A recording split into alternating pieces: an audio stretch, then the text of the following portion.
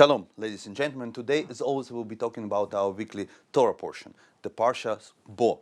Come, Moshe comes to Pharaoh, and he did many times already, but this time, after the whole show of the 7 plagues in the previous chapter, Egypt was shaken. Egyptians were ready to let go for the Jewish people. Even Pharaoh, he is already considering it. And in the beginning of our chapter, we have this dialogue between Moses and Pharaoh. And Pharaoh tells him, okay, tells Moses, you can go, but tell me, give me the list. Who will go? Moshe says, no. Everybody will go. Our children, our parents, our adults, senior citizens, everybody. And we will take all possessions together with us. For this, Pharaoh is not ready yet.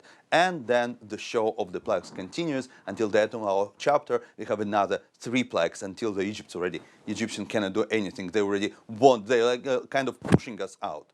So this dialogue is kind of strange. Why? Because originally, the intentions that were stated by Moses and Aaron to Pharaoh was that everybody will go all together. So why it's a surprise for Pharaoh now at this conversation? And obviously, the simple explanation is that Pharaoh is bluffing. He is bargaining. He understands the intentions are serious, and in this way or another, the Jewish people will leave Egypt. But now he wants to strike a better bargain: who will go and who will stay.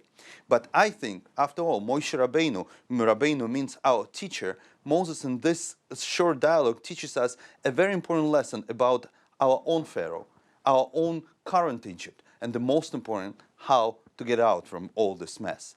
First of all, obviously, I will share my personal experience based on this dialogue.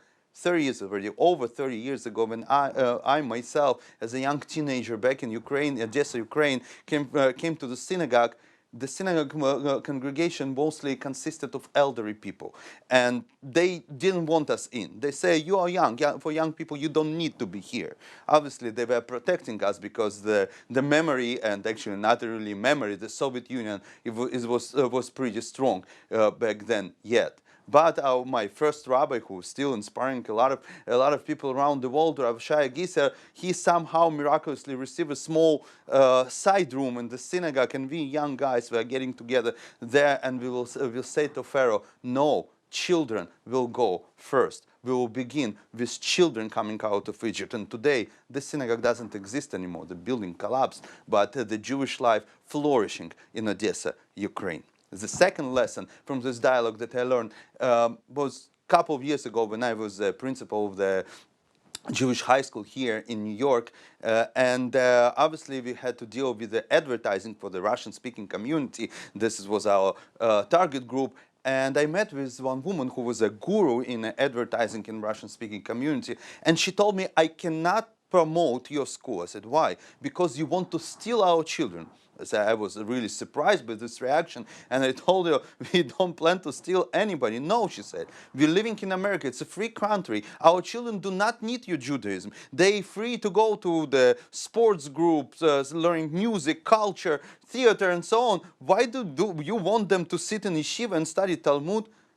Really, I never understood why the study of Talmud has to contradict with music and sports. My house is packed with musical instruments that, thank God, my children play using them with a better, in a better way than I do. I don't know how to play any musical instruments. And our house is full of black belts and different martial arts, but I hope that my children will grow up as people who love Talmud, love Torah study, celebrate their Judaism, and yes, we'll take all the music, all the culture, and all the martial arts and any other sports that we acquire, all the skills that we acquire, and we'll take it together with us, like our ancestors took all their possessions from Egypt.